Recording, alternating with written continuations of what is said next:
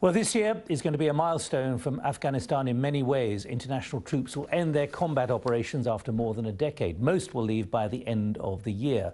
A new president is due to be elected in April. One person who'll be watching events closely is Seema Ghani. She fled the country during the civil war in the 1990s. She returned and now runs a charity there. Well, the BBC first met her 12 years ago, not long after the fall of the Taliban. Graham Satchell has more.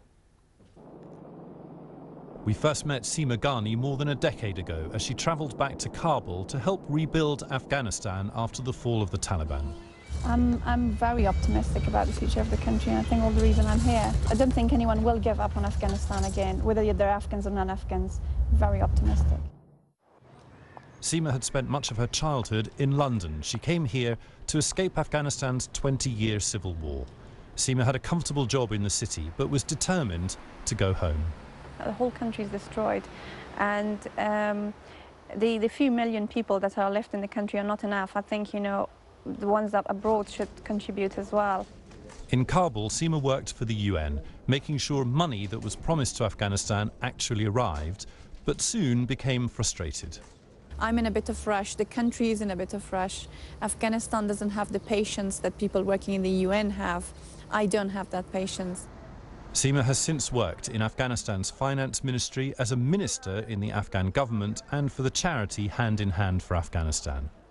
Seema was appalled by the poverty and the desolate conditions of the children she met. She made a life-changing decision to take in 16 orphan children. They are now part of her extraordinary family. They do call me mother, and I do look at them as my children. So it is a family that, you know, that I'll be living with forever and ever. 2014 is a critical year for Afghanistan, the end of the Karzai era and presidential elections, the withdrawal of British troops. Seema Ghani has a front row seat. Seema Ghani there 12 years ago. Well, let's join her now. She joins me from Manchester in the northwest. Seema, nice to see you.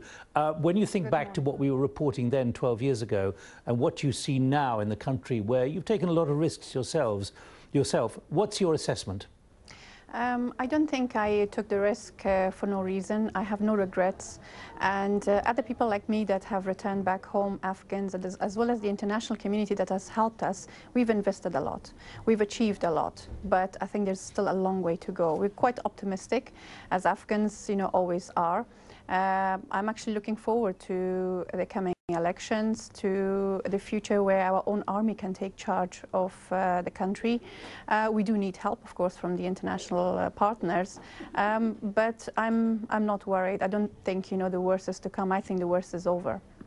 You're chairman of your charity and your organisation Hand in Hand. Let me put it to you, how frustrated do you get when you see the international reporting of Afghanistan? Is it getting it right?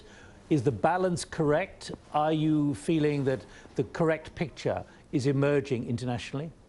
I think, you know, of course, there are challenges everywhere. You know, when we work with our charity Hand in Hand in Afghanistan and creating jobs for the lower end of the pyramid, meaning, you know, trying to get people out of poverty, we face a lot of challenges, including security, including lack of development, including not having sufficient infrastructure to do our job.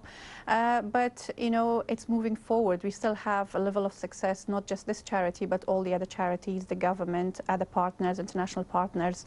I think politically what we need more is more focus on Afghanistan and the needs of the people. International community tends to make political decisions.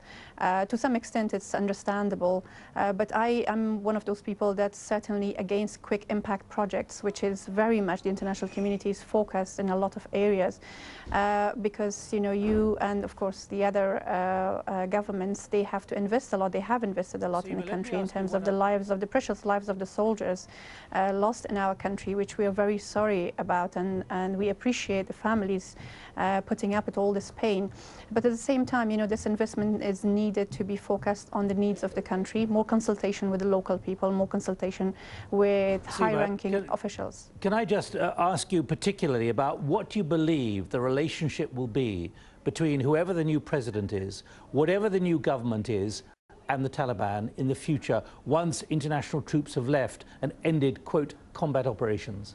I do hope that, you know, any of the candidates that will be a winner in the future is going to be having discussions, continued discussions, reconciliation, peace talks with Taliban, with reduced number of international soldiers in Afghanistan, the peacekeeping forces. I hope that, you know, one of the excuses Taliban have will be over, which is, you know, why foreigners are here helping us. The number of foreigners will reduce, our own army will take over, and therefore there will be more opportunity for peace talks. Naturally, the war is not going to end. The conflict will continue for a while to come, or at least I'm actually assisting or helping one of the campaigns, Dr. Ashraf Ghani, and certainly in our program or in his program, he definitely has peace as one of his top priorities, and same with the other candidates. I'm actually looking forward to 2014 and beyond. Right. We well, will have Seema, better lives. Thank you. An optimistic note there and Thank a smile from you. Thank you very much indeed for joining me from Manchester in the northwest of Thank you very much.